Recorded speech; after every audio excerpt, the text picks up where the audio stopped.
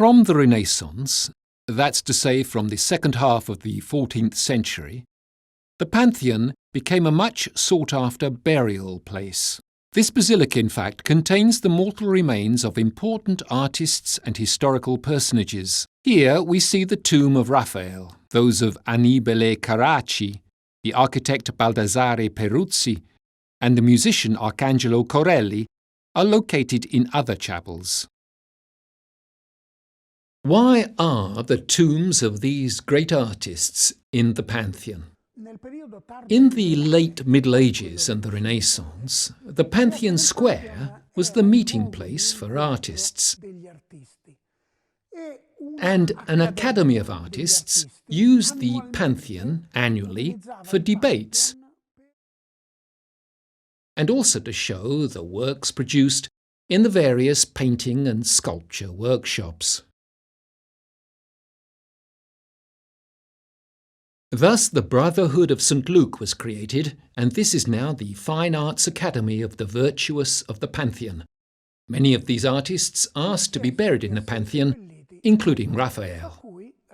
Raphael's tomb is accommodated inside an edicule known as the Edicule of the Madonna of the Stone.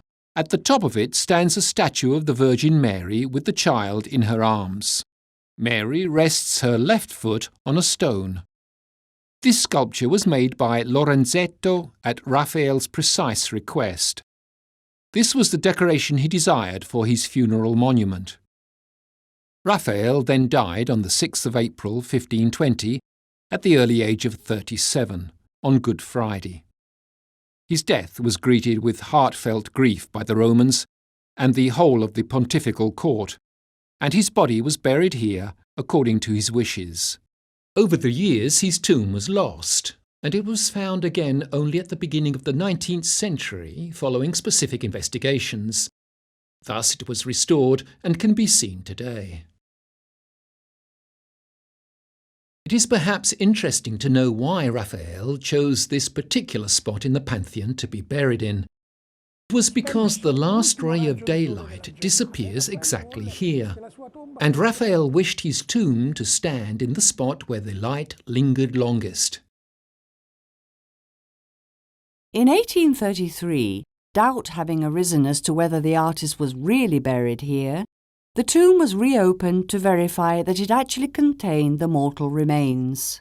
The remains were found, and after they were verified as belonging to Raphael, they were transferred to an ancient Roman sarcophagus donated by Pope Gregory XVI, on which the following verses were inscribed, dictated by Cardinal Pietro Bembo, an eminent humanist.